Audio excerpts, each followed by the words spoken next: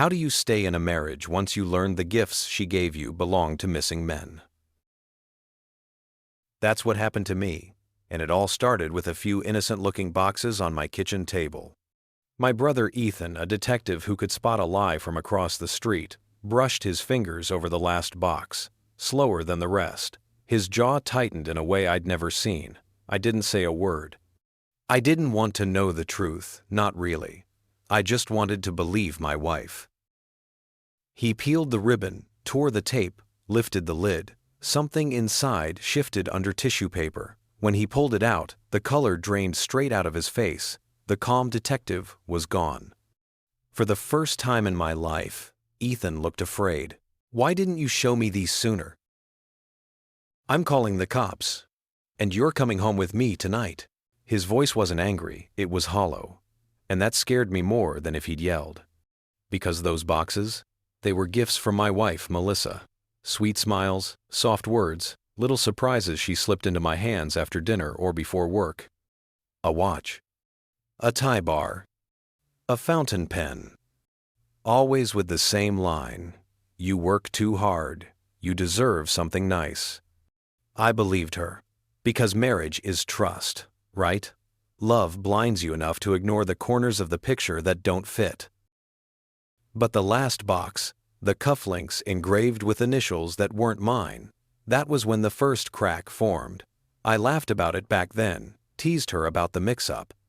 She just kissed me deeper, like covering my eyes would erase the truth staring back at her. When Ethan pulled me away from the table, his grip dug into my shoulder. "You don't get it," he whispered. "These match open cases, missing men, robberies, worse." My chest went hollow. My wife had been giving me pieces of other men's lives, not as mistakes, not as love, as trophies. After that, I didn't confront her. I watched. I listened. I became someone I didn't recognize. Her phone buzzing late at night.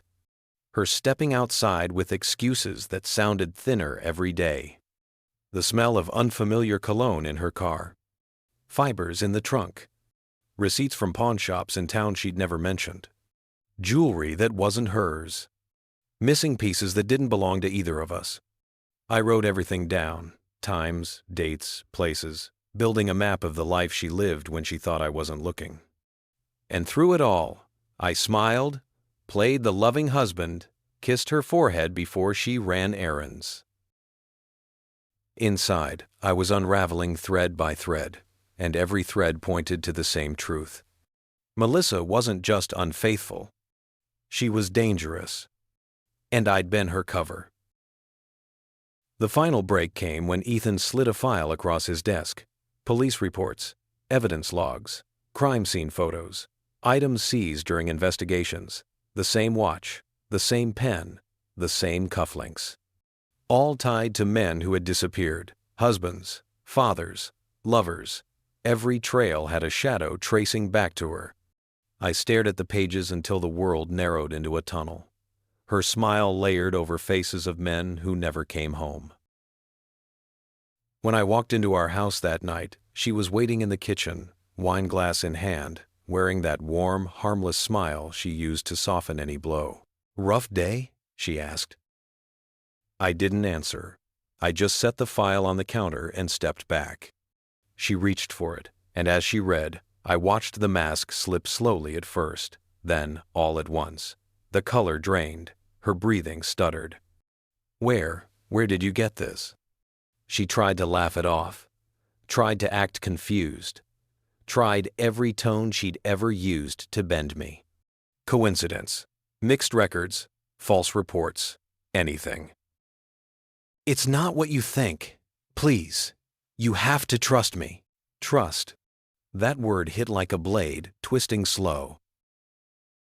I set the key fob on the counter, the one from her trunk, now bagged and tagged by the department. Her eyes froze.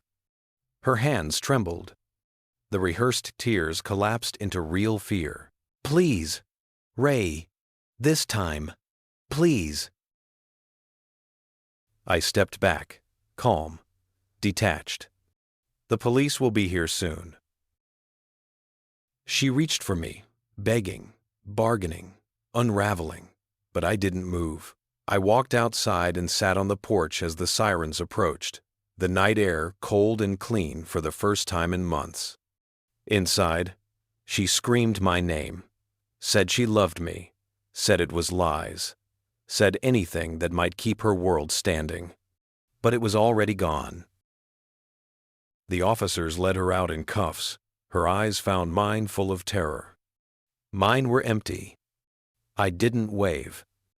I didn't speak.